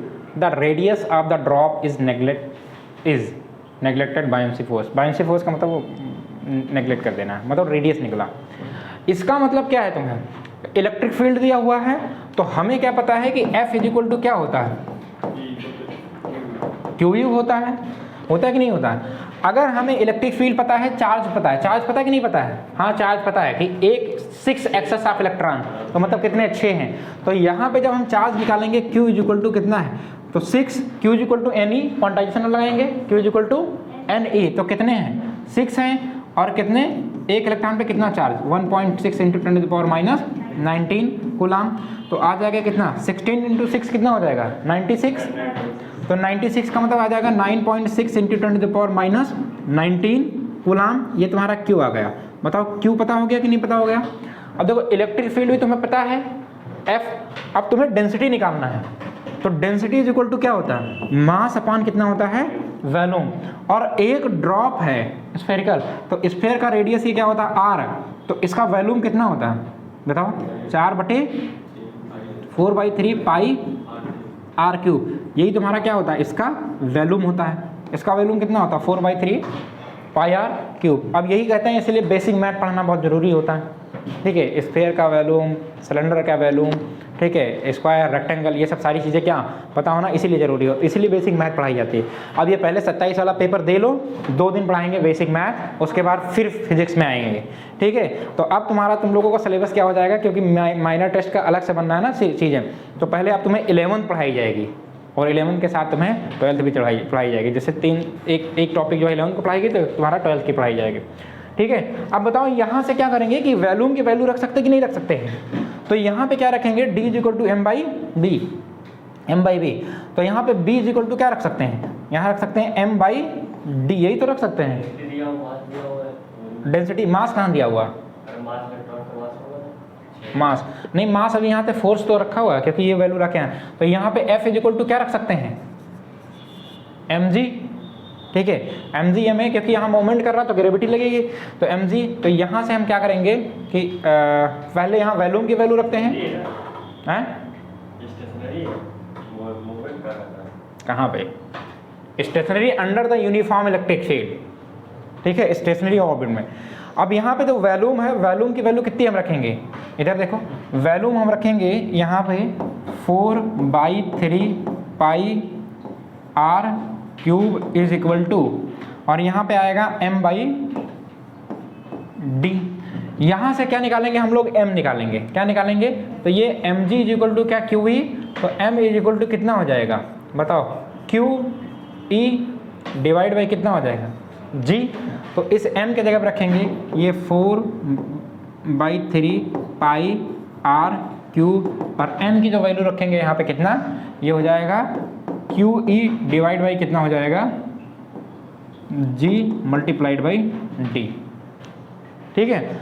अब उसके बाद r³ निकालेंगे, तो r³ निकालने के लिए क्या करेंगे, देखो यहाँ पे क्या हो जाएगा QE अपॉन क्या हो जाएगा g मल्टीप्लाइड बाई d, और ये देखो 3 का क्रॉस मल्टीप्लाई इसमें हो जाएगा, तो 3 ऊपर चला जाएगा और 4 पाई कहाँ चला आएगा, नीचे आ जाएगा। 4 पाई कहाँ चला आएगा, नीचे चला आएगा। अब देखो तुम्हें क्या है कि चार्ज पता है, चार्ज ये पता है, इलेक्ट्रिक फील्ड ये पता है, ग्रेविटी की वैल्यू 10 रख लो, और liquid of the drops of the density कितना लिखा हुआ, ये लिखा हुआ, पाई की वैल्यू कितना 22/7 करके या 3.14 करके कैलकुलेट करो, जल्दी कैलकुलेट करो, इसकी वैल्यू देखो कितनी आ रही है। डी मल्टीप्लाइड बाई 4 पाई, जल्दी कैलकुलेट करो शोएब, जल्दी करो। और यहाँ पे Q की वैल्यू कितनी है 9.6, 9.6 इंटू 10 की पावर कितना हो जाएगा -19, ठीक है। Q की वैल्यू और इलेक्ट्रिक फील्ड की वैल्यू दिया हुआ कितना 10 की पावर 19। उसके बाद इलेक्ट्रिक फील्ड की वैल्यू दिया 25.5 किसका 1000 से मल्टीप्लाई कर लेंगे ना, किलो वोल्ट पर मीटर। और उसके बाद यहाँ पे कितना है 3, वो बाद में कर लेंगे 3000 से। उसके बाद जी की वैल्यू कितना लेंगे 10 और 9.8 अगर ले लेंगे अप्रॉक्सीमेशन करके। देखो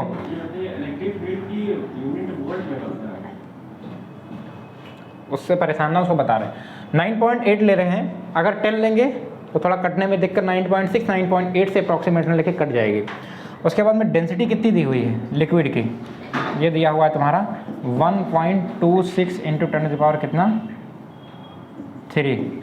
उसके बाद ये हो जाएगा 4 और यहाँ पे पाई की वैल्यू कितना रखेंगे 3.14 रखेंगे। इसको इससे क्या है अप्रॉक्सीमेशन करके काट दो, ठीक है। अच्छा पावर जो है, पावर अगर सबका करेंगे तो पावर में क्या हो जाएगा दिक्कत, पावर से होगा नहीं।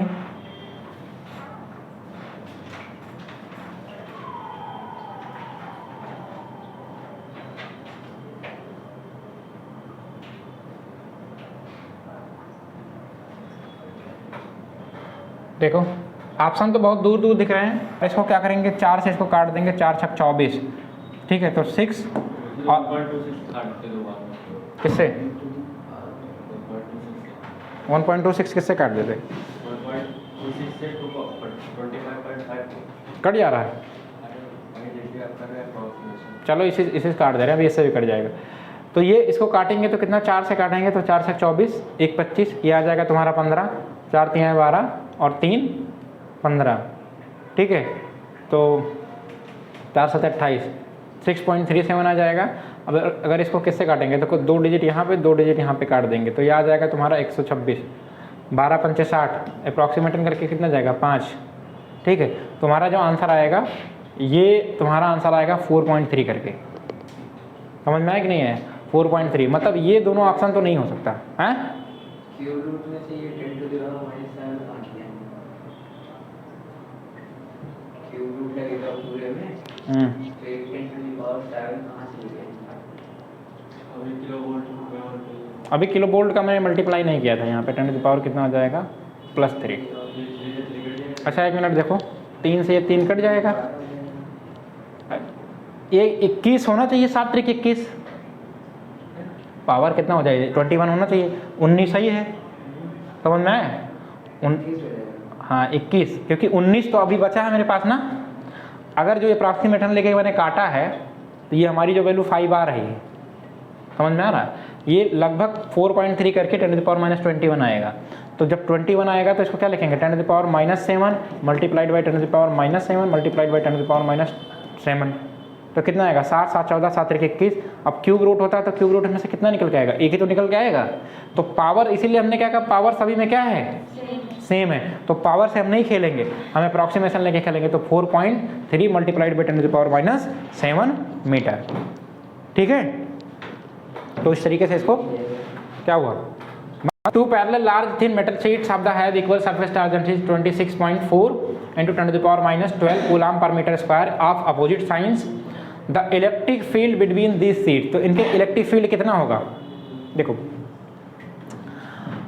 एक प्लेट ये एक प्लेट ये, इनके बीच का सरफेस चार्ज डेंसिटी क्या है ये है। तो यहाँ पे इलेक्ट्रिक फील्ड क्या हो जाएगा, एक हो जाएगा E1 और दूसरा क्या हो जाएगा E2। तो नेट इलेक्ट्रिक फील्ड क्या आ जाएगा, जब हम सरफेस चार्ज डेंसिटी निकालते हैं तो electric field is equal to कितना होता है, एक प्लेट का निकालते हैं सिग्मा पान क्या निकलता है 2 एप्सिलॉन नॉट E का निकलता है। अब जब 2 प्लेट का निकालते हैं तो E इज इक्वल टू कितना हो जाएगा E1 प्लस E2 हो जाएगा। तो E इज इक्वल टू कितना हो जाएगा सिग्मा पान एप्सिलॉन नॉट, यही तो होगा। तो सिग्मा पान एप्सिलॉन नॉट की वैल्यू कितनी होती है, सिग्मा की वैल्यू दी हुई है डेंसिटी की सरफेस 26.4 मल्टीप्लाइड बाई 10 की पावर -12 और ये कितना आएगा, एप्सिलॉन नॉट की वैल्यू कितनी होती है 8.854 into 10 to the power minus 12, तो 8.854 होता है इंटू 10 टू द पावर कितना हो जाएगा माइनस 12। बताओ अगर इसको इससे काट दिया, अब फिर देखो अप्रॉक्सीमेशन लेने की वैल्यू आई, देखो अगर इसको 24 मान लें और इसको कितना मान लें 8, तो 8 तिरिक 24, समझ में आ रहा है कि नहीं आ रहा? बताओ ये वैल्यू आएगी, ये वैल्यू आएगी, अब ये तो ये पावर में है, तो ये तुम्हारा आंसर कितना आएगा, अप्रॉक्सीमेशन करके 3 न्यूटन आएगा। तो कहीं कहीं कुछ चीज़ें काम कर जाती हैं और कहीं कहीं चीज़ें हमें क्या करनी है कि देखनी पड़ती हैं। तो यहाँ पे क्या है, अगर देखो ये 26.4 है, तो अगर देखो इसको अगर 8 डायरेक्ट मान लें और इसको कितना मान लें 26 मान लें, तो 8 तिरिक 24, 3 पॉइंट समथिंग आना चाहिए ना, तो 3 पॉइंट समथिंग का मतलब है यहाँ पे अप्रॉक्सीमेशन करके तुम्हारा आंसर कितना लिखा 3 न्यूटन पर कूलम। ठीक, ये क्लियर? आगे आए, देखो देखोगी, चलो अभी मिल जाएगा पीडीएफ, कोई दिक्कत नहीं है। उसके बाद यहाँ पे हमारा आ रहा है, a surface has the area vector A, the flux of the an electric field through it if the field is equal to 4I volt per metre. इसको बताओ, इसको थोड़ा स्टॉप करो और इसको तुम लोग बताओ, ओरल क्वेश्चन है ये। इलेक्ट्रिक फील्ड किस डायरेक्शन में है? अरे 3 कंपोनेंट होता है, एक होता है I और एक होता है J और एक होता है K। तो जब इलेक्ट्रिक फील्ड की डायरेक्शन कितना I कंपोनेंट की तरफ है इलेक्ट्रिक फील्ड, तो हम एरिया क्या लेंगे, I कंपोनेंट वाला ही लेंगे। तो यहाँ पे कितना आएगा, डॉट प्रोडक्ट निकालेंगे तो कितना आ जाएगा, ये आ जाएगा 4 और ये आ जाएगा तुम्हारा क्या 2, तो 4 2 जा 8 और क्या आ जाएगा वोल्ट पर मीटर। ठीक, वोल्ट मीटर क्या आएगा, वोल्ट मीटर। ठीक है, समझ में आए कि नहीं आए? तो कुछ क्वेश्चन ऐसे भी होते हैं तो थोड़ा समझ के आराम से लगाए रह जा सकते हैं, कुछ क्वेश्चन ऐसे होते हैं जो खाली देखने के लिए आपको बहुत तकलीफ भी लग सकते हैं। अब आगे आओ, अगला वाला क्वेश्चन देखते हैं। देखो 12 नंबर क्वेश्चन कह रहा है कि electric charge are distributed in a small volume, the flux of the electric field through a spherical surface of the radius 1 metre surrounding the total charge is 1000 volt per metre. The flux 100, the flux over the concentric sphere of the radius 2 metre will be. अगर कह रहा है radius इतना है तो flux कितना है, इतना है, रेडियस इतना है तो फ्लक्स इतना है, अगर रेडियस इतना है तो फ्लक्स कितना होगा, क्योंकि फ्लक्स एरिया पे डिपेंड नहीं करता, चार्ज पे डिपेंड करता है। अब कुछ बच्चे क्या करेंगे, लगाना शुरू करेंगे, लगाना शुरू करेंगे, लगाना शुरू करेंगे। लगाओ, क्योंकि अगर आपने थ्योरी कहीं कहीं नहीं पढ़ी है तो थ्योरी भी आपको दिक्कत करेगी। फ्लक्स एरिया पर डिपेंड नहीं करता, तो क्या होगा, रेडियस कितना आएगा तुम्हारा 100, कितना आएगा 100। समझ में है कि नहीं है? उसके बाद अगला क्वेश्चन आओ, इसको लगाओ। ये मैंने कहा था कि ये क्वेश्चन तुम्हारा जो है ये नीट 2019 में क्वेश्चन पूछा गया था और यहाँ पे मैंने पूछा था। 2 मिनट का टाइम देते, थोड़ा लगाओ इसको। अब कह रहा है कि इस पर चार्ज का डिस्ट्रीब्यूशन कितना है, चार्ज का जो डिस्ट्रीब्यूशन है प्लस, ठीक है, वो कितना है 3.2 into 10 to the power minus 7 coulomb है। Distribution, what is the magnitude of the electric field at point 15 centimetre from the centre of the sphere. Centre of sphere से कह रहा है कि 15 सेंटीमीटर पे, मतलब इस पॉइंट पे इलेक्ट्रिक फील्ड क्या होगा। ठीक है, इस पॉइंट पे इलेक्ट्रिक फील्ड निकालना है तुम्हें। तो electric field due two point charge क्या आ जाएगा, E इज इक्वल टू कितना होता है 1/4 पाई एप्सिलॉन नॉट और क्या आ जाएगा Q/r²। ठीक है, Q/r²। तो E इज इक्वल टू कितना आ जाएगा, इसको क्या लिखेंगे 9 इंटू 10 टू द पावर 9 और चार्ज तुम्हारा कितना है 3.2 multiplied by 10 to the power minus 7 और तुम्हारा ये रेडियस कितनी दी हुई, ये वाली डिस्टेंस लेंगे तो आएगा 15 मल्टीप्लाइड बाई 15, ठीक है, into 10 to the power minus 4। ठीक है, अब इसको काटो पीटो, देखो 4 से 2 4 ये कट गया, 4 से यहाँ पे कितना कट जाएगा, तो यहाँ कितना बचेगा 4, तो -3 बचेगा, ये तो बचेगा। अब 15 का 15 से 2 मल्टीप्लाई करेंगे तो कितना आएगा 225, ठीक है। या कुछ लोगों को अगर और दिक्कत लग रहा है तो ऐसा कर लो, 9 multiplied by 10 to the power, देखो 9 में से 3 जाएगा तो कितना बचेगा, 6, और किसी का है 6, उधर वाला लग रहा है क्या आंसर, चलो ठीक है, अभी ये मत करना। और उसके बाद कितना है 3.2, और नीचे कितना आएगा 15 मल्टीप्लाइड बाई 15, देखो ये पॉइंट हटाएंगे तो इसको बढ़ा लेंगे 0, ठीक है। अब ऐसा करो, इन दोनों को मल्टीप्लाई कर लो, या ऐसा करो एक 0 से ये काट दो तो कितना आएगा 5 आ जाएगा, आएगा कि नहीं आएगा। अब कर लो इसको मल्टीप्लाई, तो 9 दूनी कितना हो जाएगा 18, और 9 त्रिक 27, 27 और 1 कितना हो जाएगा 28, और ये आ जाएगा 15 का 15 से मल्टीप्लाई करोगे तो 225 आ जाएगा। मतलब 225 288 के इक्वल लगभग एक बार जाएगा, सब में आंसर आ रहा है 1.28 ठीक है। अब देखो आंसर तो मैग्नीट्यूड सबका सेम है 1.28 1.28 1.28 1.28, लेकिन इसका पावर कितना बचा 10 टू द पावर 5 ही तो बचा। इसका मतलब क्या, सबका मैग्नीट्यूड सेम है, ये तुम्हारा आंसर जो होगा क्या होगा, सी वाला होगा। समझ में है कि नहीं है। तो 10 to the power 1.28 into 10 to the power 5, अब इसको हम बिना डिवाइड किए भी हम इसको आंसर बता दिए। तो कुछ चीज़ें ऐसे लगानी हैं, अब उसको डिवाइड करने के पीछे मेहनत पड़ जाना। क्या हुआ, ठीक है, कोई दिक्कत। तो नीट 2020 में इतने छोटे क्वेश्चन पूछे गए थे, सब क्वेश्चन कठिन ही नहीं होते हैं। जैसे मैंने कल बताया था कि तुम्हारे 50 क्वेश्चन में से 20 क्वेश्चन से 15 क्वेश्चन ऐसे होते हैं तो थोड़ा लेवल के होते हैं, ठीक है। अब आगे आओ, अब ये PDF पे भिजवा देंगे, परेशान मत हो। 14 के बाद क्या है, ये 15 नंबर है। बताओ ये क्वेश्चन मैंने दिखाया था, ये क्वेश्चन तुम्हारे किसके हैं, ये भी नीट 2019 के हैं। चलो इसको बताओ, एक हालो मेटल स्फीयर है of a radius r is a uniformly charged, the electric field due to the sphere at the distance r from the center, क्या होगा।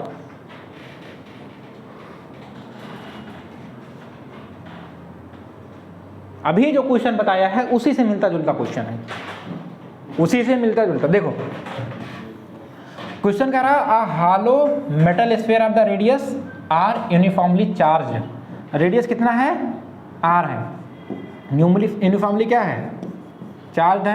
अच्छा सरफेस पे नहीं बोला है ना, अंदर बोला है, क्या बोला अंदर।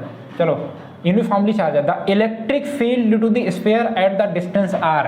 अब इलेक्ट्रिक फील्ड कह रहा है डिस्टेंस अगर कितना हो जाए, स्मॉल r हो जाए, तो वहाँ पे क्या हो जाएगा फ्रॉम द सेंटर से। अब इलेक्ट्रिक फील्ड का रिलेशन क्या है, के अपान कितना r square, capital R small r कोई भी स्क्वायर, या d स्क्वायर कर लो सीधा।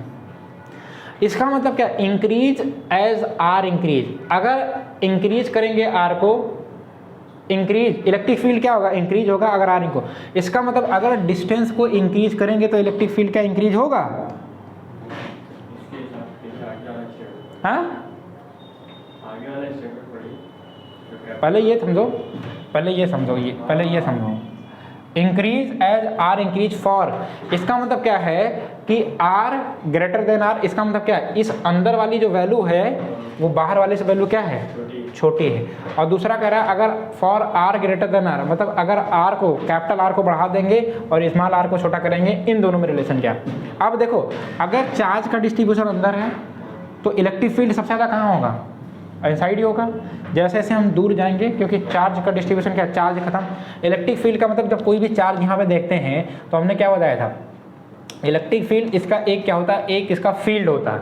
अब ऐसा नहीं इलेक्ट्रिक फील्ड इनफाइनाइट दूरी तक पाई जाएगी, समझ में आया कि नहीं आया। इलेक्ट्रिक फील्ड, क्योंकि इलेक्ट्रिक फील्ड हम जब निकालते हैं E इक्वल टू क्या निकालते हैं, F/Q, तो जो चार्ज का जहाँ तक डिस्ट्रीब्यूशन होता है वहीं तक तो हमारा इलेक्ट्रिक फील्ड और इलेक्ट्रिक फोर्स काम करता है। अब ऐसा चार्ज की भी एक प्रॉपर्टी होती है, ऐसा नहीं कि हर जगह इलेक्ट्रिक फील्ड ही जनरेट होता है, जहाँ चार्ज नहीं होगा इलेक्ट्रिक फील्ड कहाँ होगा। तो चार्ज की भी तो एक लिमिट है, चार्ज किसी सरफेस पे होगा, चार्ज किसी कंडक्टर के अंदर होगा, चार्ज कहीं ना कहीं होगा, ठीक है। तो वहाँ पे तो जैसे जैसे अब दूसरा कह रहा है 0 एज r इंक्रीज फॉर, जैसे जैसे हम क्या करेंगे r को इंक्रीज करेंगे इलेक्ट्रिक फील्ड कहाँ पे चला जाएगा, 0 पे चला जाएगा। समझ में आ रहा है कि नहीं आ रहा है। इसका मतलब ये दोनों ऑप्शन क्या है, इन दोनों में से ही तुम्हें छांटना है। 0 का मतलब क्या, जैसे जैसे r को इंक्रीज करेंगे इलेक्ट्रिक फील्ड क्या हो जाएगा 0। ऐसा थोड़ी ना कहते हैं कि इन्फिनाइट पे हम पाए जाएंगे। समझ में आ रहा है कि नहीं आ रहा है। अब यहाँ पे कह रहा है दूसरे साइड में r लेस देन r सही कह रहा है कि जो अगर आर को अगर क्या करेंगे, इस वाले आर पे देखेंगे तो इलेक्ट्रिक फील्ड क्या होगा, ज़्यादा होगा इस वाले आर की तुलना में। Decrease as the increase, decreases as R increase, decreases as R increase. Decreases का मतलब क्या है, अगर आर को इंक्रीज करेंगे तो इलेक्ट्रिक फील्ड क्या हो जाएगा, डिक्रीजेज हो जाएगा। इसका मतलब आर ग्रेटर देन आर, तुम्हारा ऑप्शन नंबर क्या है, बी सही है। इसमें क्या है, इसमें लिख दिया गया है इंक्रीजेज, आर इंक्रीज। अगर आर को इंक्रीज करेंगे तो इलेक्ट्रिक फील्ड तुम्हारा कहाँ इंक्रीज होगा, यही तो मैं बता रहा हूँ। जैसे से हम दूरी पे जाएंगे इलेक्ट्रिक फील्ड हमारा क्या हो जाएगा, डिक्रीज हो जाएगा। क्यों, क्योंकि यहाँ पे हम डिस्टेंस को अगर हम क्या कर रहे हैं, इंक्रीज कर रहे हैं, तो इलेक्ट्रिक फील्ड क्या हो जाएगा, डिक्रीज, क्योंकि रिलेशन कैसा है, इन्वर्सली प्रोपोर्शनल है। समझ में। तो ये तुम्हारा क्वेश्चन थ्योरी का था, और ये क्वेश्चन थ्योरी से तुम्हारा 2019 में नीट में क्वेश्चन पूछा गया था। ठीक है, अगले क्वेश्चन पे आते हैं। अगला क्वेश्चन क्या है, खत्म है। तो यहाँ तक इतने क्वेश्चन हम लोगों ने किया।